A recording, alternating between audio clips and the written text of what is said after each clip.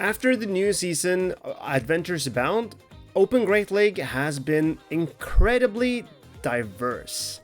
And that means it's been very hard to find a team that has been performing consistently.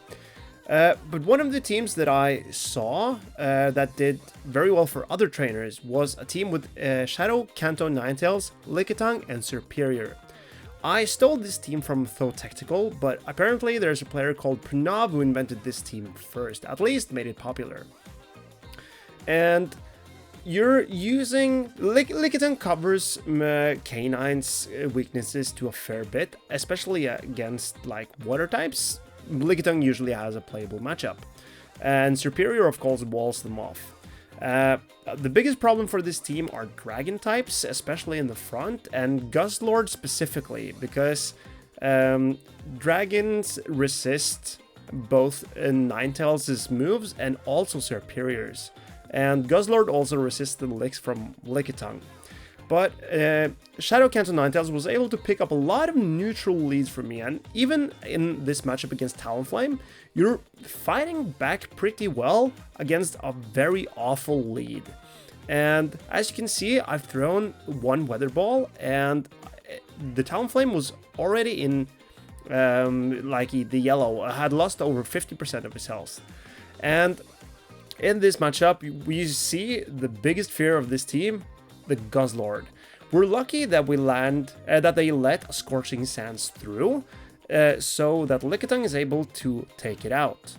And in this matchup, they are going to throw the move into the Lickitung, and we're just gonna soak the damage here on Serperior. I was very surprised that this trainer let through an Aerial Ace, because now the Serperior does not stand a chance against the Kanto Ninetales. The addition of Scorching Sands from Ninetales is very good because it can hit back against Lanturns, which are of course very popular. With this team, you will see Medicham's safe swap every now and then, and it's important to go to throw a Weather Ball before you go into Serperior. Matching it with Serperior is incredibly important in my opinion. I make a mistake and I should have thrown the Frenzy Plant. Frenzy Plant does a lot more raw damage than Aerial Ace does, so after all the Embers, that would have been the correct play in that position. If they don't shield, you can throw the Aerial Ace, but if they shield the Weather Ball, you throw the Frenzy Plants. Ninetales was just too much for the Sandslash to overcome. In this matchup, you see a Shadow Dragonite in the lead, which is... I'm not exactly sure how to play out that matchup, because you can probably stay in with Ninetales and do pretty well, but since the Dragonite outpace you, it's definitely a losing matchup. So I try to come in to get some energy so that I can outspeed the Dragonite, but it doesn't end up happening. And as we don't get to this move either, this matchup is looking incredibly tough for us. Luckily, Serperior can hit it from neutral damage, but as you'll see in the end here, after Serperior managed to take out the Dragonite, you'll be so low, at least I was in this matchup, so it's just no chance against the bulky Lickitung in the back. The good thing about Ninetales is how well it's been able to break Charm, Steelix, Steelix plus Grass, which is incredibly common in Open Great League.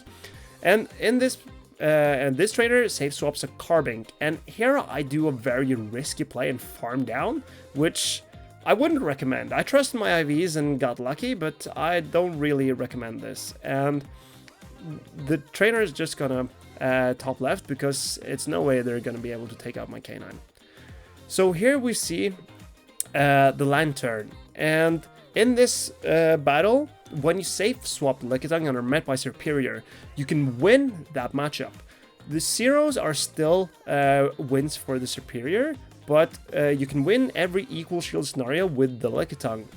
And here I make a mistake, because I know that I can win this matchup if I match shields, but I thought that I would be able to win out the matchup just with a shield advantage on Serperior.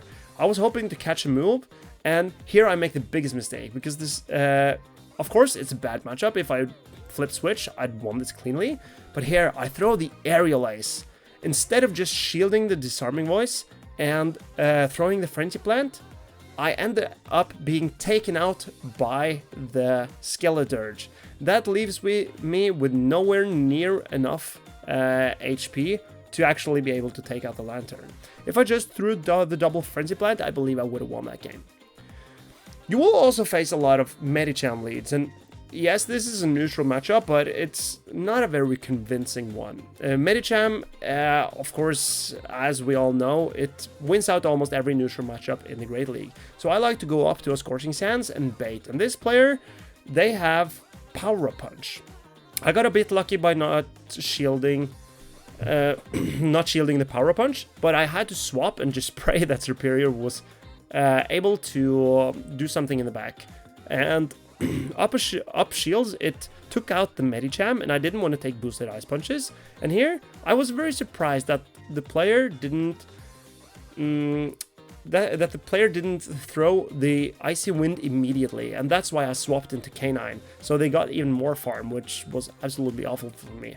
Luckily, we have such strong matchups here with Lickitung into the Sableye and Serperior up energy into the Dugong that we will still be able to take this game, because I'll have a Frenzy Plant loaded for the Dugong when it comes in, and that's a GG.